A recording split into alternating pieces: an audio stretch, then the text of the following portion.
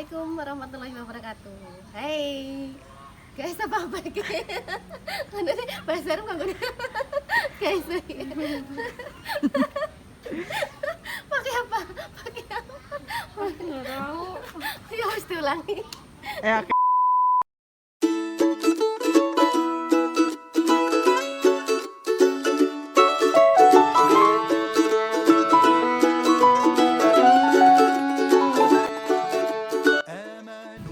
Assalamualaikum warahmatullahi wabarakatuh.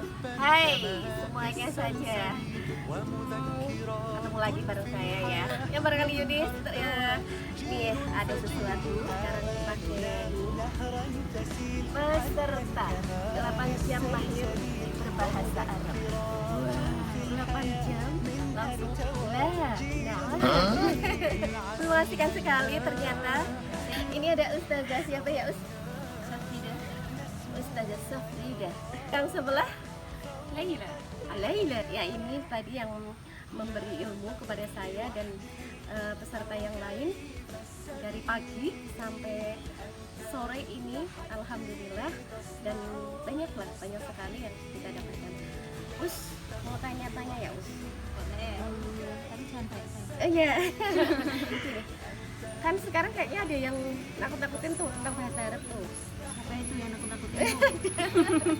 Ya maksudnya kan ada yang bikin opini ya, ada yang bikin opini bahasa Arab itu identik dengan teroris itu gimana menurut Ustazah? Menurut saya mungkin itu ada beberapa sebagian orang yang memang kurang memahami bahasa Arab secara luas dan mungkin memiliki pola pikir dan sudut pandang yang sempit tentang bahasa Arab dan agama Islam begitu. Jadi ya ketika ada opini itu ya mempercayai itu. Jadi kalau pesan saya untuk masyarakat umum lebih lebih terbuka dan tidak menerima opini secara mentah-mentah. Kurang tepat sih menurut saya. Kalau Ustazah gimana Us? Saya setuju sih dengan pendapatnya Ustazah Safrida ya. Jadi kita itu jangan berpikir sempit gitu kan. Karena coba aja kita pikirkan lagi, kalau misalkan kita sholat pakai bahasanya apa coba? Kan pakai bahasa Arab. Nah, coba kalau kita nggak belajar bahasa Arab, gimana kita sholatnya? Sedangkan suatu hari nanti di akhirat itu sholatlah yang pertama kali bakal dihisab. Ya. Lagian bahasa surga katanya bahasa Arab ya. Iya. Iya. Lugha Arabiyah ya lughat al-jannah. Lughat al-jannah.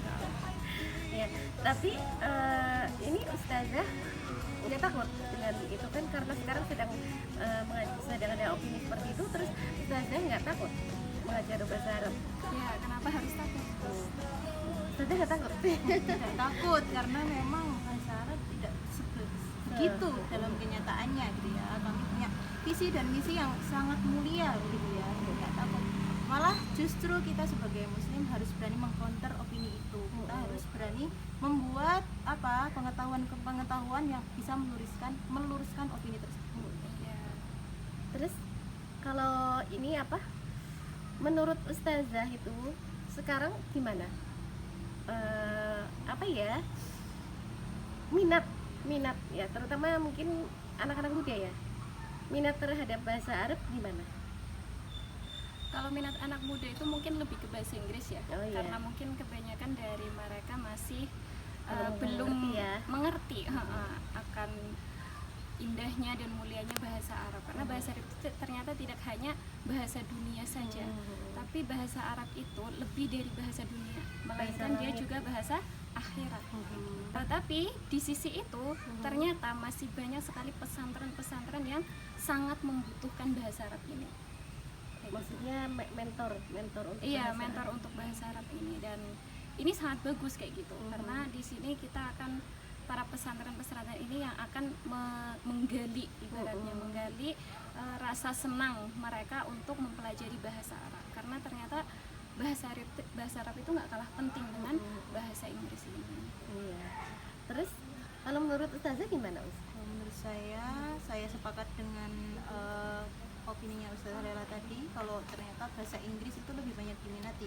Tapi tidak kalah juga dengan bahasa Arab, melihat anomali masyarakat yang banyak apa ya, jumlahnya tuh banyak yang mau belajar bahasa Arab, mau belajar ke Timur Tengah juga jumlahnya meningkat. Kemudian bahasa Arab itu hidup dipelajari di sekolahan, di pesantren, yang mana pesantren di Indonesia itu jumlahnya tidak terhitung. Jadi bahasa Arab insya Allah akan terus hidup. Menurut Ustazah, Ya. keistimewaan bahasa Arab itu apa? Ya Keistimewaan. maksudnya mungkin biar tertarik ya, Iya. gitu. Biar masyarakat tertarik gitu. Ini loh bahasa Arab itu begini gitu. Gimana menurut Ustazah? Bahasa Arab itu mungkin pertama akan terkesan sulit ya, untuk pemula apalagi. Tapi setelah kita punya dasar, punya ilmu bahasa Arab, itu kita akan mengetahui banyak rahasia-rahasia di, baik itu yang berbau dengan spiritual agama Islam, kemudian rahasia-rahasia pengetahuan Arab, tidak hanya pengetahuan Islam saja tapi pengetahuan Arab dan sekitarnya gitu ya. Dan bahasa Arab ini termasuk bahasa yang tua, di mana banyak sekali manuskrip-manuskrip dituliskan dengan bahasa Arab. Jadi akan semakin membuka wawasan gitu ya. Banyak ilmu yang nanti terbuka Iya, ya, jadi- karena pakai bahasa Arab Iya, gitu jadi ya. bahasa Arab tuh ibaratnya alat kita untuk membuka membuka yang banyak yang belum terbuka ya. pengetahuan. Iya, benar sekali. Miftahul ulum. Iya, terus gimana Ustazah? Ya sebagaimana yang kita ketahui ya, Al-Quran. Al-Quran itu adalah kitab yang paling mulia. Bahasa Al-Quran apa? Arab. Bahasa Arab, benar. Orang yang paling mulia siapa? Nabi Muhammad, Nabi Muhammad Sallallahu Alaihi Wasallam. Beliau berbahasa apa? Arab. Berbahasa Arab, sahih jiddan. Terus apa lagi? Hadis. Hadis dan Al-Quran itu merupakan sumber agama Islam. Hadis berbahasa apa? Arab. Berbahasa Arab juga. Nah, terus lagi para sahabat dan tabiut tabi'in. Mereka adalah yang semasa dengan Rasul dan juga yang mengikuti Rasul. Nah, mereka itu berbahasa apa juga? Bahasa Arab. Berbahasa Arab. Ya, kita kan kalau udah Rasulullah udah meninggal, hadis itu kita misalkan udah nggak ada sumbernya nggak ada dari hadis, maka kita mengambil kalam sahabat kayak gitu kan.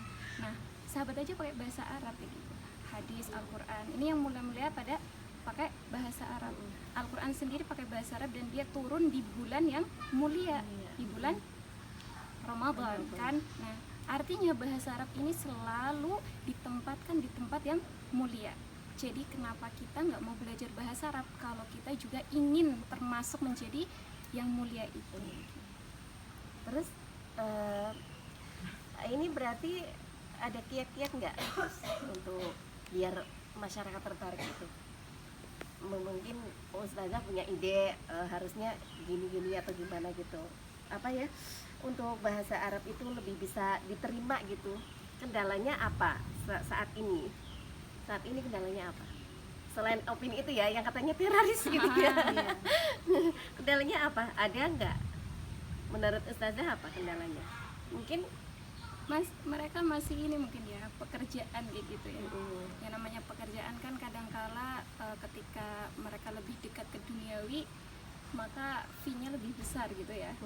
Nah, sehingga mereka itu tidak menilik atau tidak memperhatikan bahasa Arab itu gitu.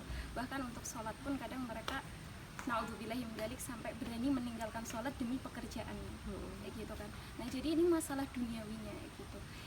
Innallaha yahdi may yasha ya. Allah itu memberikan hidayah kepada yang dikehendakinya gitu. Jadi bagi kita yang sudah terbuka hatinya dan terbuka pikirannya untuk belajar bahasa Arab, itu artinya Allah sudah membuka pikiran kita. Karena may yuridillahu khairan yufaqihu fiddin. Ketika Allah menginginkan seseorang itu pintar dalam agama, maka Allah akan memahamkannya di dalam agama, ya, akan dituntun ke pembelajaran agama kayak gitu. Jadi sehingga kan kalau kita mau belajar agama tadi kan turos segala macam itu kan sumbernya itu menggunakan bahasa Arab. Jadi mungkin kembali ke diri masing-masing. kalau sholat pakai bahasa masing-masing gimana ya? Nggak boleh, nggak boleh. Sholat harus pakai bahasa Arab. Menambahkan dari Ustazah Lela tadi kan poinnya bahwasanya bahasa Arab itu tidak ada profitnya ya. Tapi kita geser sedikit sudut pandang kita, sekarang perdagangan internasional juga kan sudah internasional. Kita mau bermuamalah dengan orang Arab, pengen berdagang dengan orang Arab kan juga pakainya bahasa Arab gitu. Jadi selain bahasa agama, bahasa Arab ini juga menjadi bahasa apa ya, bahasa bisnis juga bisa. Jadi sangat memungkinkan untuk memprofitkan atau belajar bahasa Arab, nggak terus terbelakang ekonominya, enggak gitu. Itu kesempatannya sangat terbuka lebar. Luas sekali. Sebetulnya nih ya, kesulitannya itu memang sulit atau cuma itu cuma pandangan orang saja sih bahasa Arab menurut ustazah yang sudah ini ya, sudah dalam ya bahasa Arabnya gitu. Gitu loh. Maksudnya sebetulnya yang bikin jadi kelihatan sulit sih apa gitu? Apa sebetulnya mudah atau gimana? Setiap orang kan memiliki apa ya, Kemampuan. gaya penyerapan yang berbeda-beda gitu. Ada yang ketika diterangkan satu kali mereka akan merasa mudah langsung bisa menangkap, tapi ada yang ternyata ada yang perlu 10 kali. Nah, jadi setiap orang memang punya kemampuannya masing-masing kayak gitu. Jadi mungkin yang sekali di syarah, sekali diterangkan masuk itu kan berarti ya memang dia memiliki, udah ditakdirkan untuk menjadi orang yang pintar kayak gitu ya ibaratnya. Nah, itu pasti orang yang mengatakan bahwa bahasa Arab ini mudah kayak gitu. Tapi orang yang perlu dikasih penjelasan sampai 10 kali, maka dia yang akan mengatakan bahasa Arab ini susah. Tapi ketika kita mau mencoba sedikit demi sedikit, setiap segala sesuatu pasti ada prosesnya gitu kan. Insya Allah mudah. Kalau dari saya sih kembali ke motivasi diri masing-masing gitu ya. Mempelajari bahasa Arab itu motivasinya apa? Kalau motivasinya memang sudah kuat dan jelas, susah, mudah itu pasti akan terlewati. Susah dan mudah itu relatif. Tapi menurut ustazah ini ya, yang mungkin kan ini ya sudah mengenal bahasa Arab, itu tingkat kesulitannya apa iya memang lebih sulit dari bahasa Inggris? Sama ya. Ya harus cinta dulu sih memang. Biar sesulit apapun dia harus dia tetap bisa menaklukkannya. Ya, bentar. Sebetulnya yang tadi Ustazah Lela bilang ini juga dalam belajar bahasa Inggris juga penangkapan orang juga masing-masing Iya, ya. pasti masing-masing. Sebetulnya sama ya. Cuma mungkin image-nya ya. Makanya harus cinta dulu tadi. Iya. Sukai apa yang kamu lakukan dan lakukan apa yang kamu sukai. Kayaknya kalau orang yang suka dengan tantangan malah justru ini menantang ya. Justru harus ayo bisa bahasa Arab. Yuk, siapa yang tertantang dan siapa yang katanya suka dengan tantangan, malah justru kalau misal katanya susah, ayo ditaklukkan. Ya usia, biar jadi seperti ustazah ini juga. Tadi sebetulnya ada ustaz ya, tapi ini ustaznya sudah pada sibuk ya. Saya juga yang jelas ya, alhamdulillah memang benar ini image saja sih kelihatannya sulit. Tapi tadi ketika itu malah rasa sangat kurang saya, saking asiknya. Iya, beneran asik. Yuk, siapa yang mau asik, siapa yang mau menaklukkan bahasa Arab, jangan takut dan ayo, malah harus lebih semangat. Mahat Al-Imam Malik, Universitas Muhammadiyah Purwokerto. Ini bagus sekali. Mudah-mudahan acara seperti ini memang tidak hanya sekali ini dan tidak hanya setahun sekali gitu ya.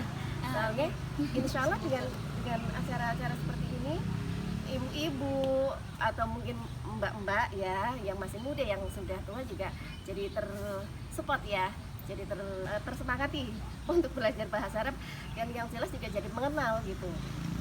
Jadi mengenal, karena seperti yang tadi Ustazah Laila bilang, kalau tidak cinta dulu ya kan, nah untuk cinta kan harus kenal dulu ya enggak. Jadi mudah-mudahan kapan-kapan ada lagi ya. Insyaallah. Iya, soalnya ini pengen nambah nih. Nambahnya langsung masuk follow up Mahat Imam Malik. Gitu ya. Iya. Aduh. Iya. Ya, alhamdulillah. Terima kasih untuk semuanya, dan sekali lagi ayo taklukkan bahasa Arab, jangan takut yang bilang teroris. Tidak ada, saya tadi tidak diajari untuk menjadi teroris. Ini saya tidak diajari untuk hal-hal yang tidak baik. Malahan ini sangat mengasyikkan sekali. Terima kasih. Assalamualaikum warahmatullahi wabarakatuh. Sampai jumpa. Luar biasa ya. Alhamdulillah banyak sekali ilmu-ilmu yang kita peroleh ya. Insya Allah bermanfaat, pengetahuan baru yang sangat insya Allah berkah dunia dan akhirat. Inisiatif sendiri, kebetulan dikasih leaflet, terus dan kita kebetulan kan kita ada grup belajar. Ini yang biasa ngajar di rumahku, kayak gini, ayo kita kompak, kita belajar gitu, ikut acara ini. Biasa ya, bermanfaat ya. Dan waktu 8 jam tidak terasa ya. Mudah-mudahan kalau ada lagi kita bisa ikut lagi ya.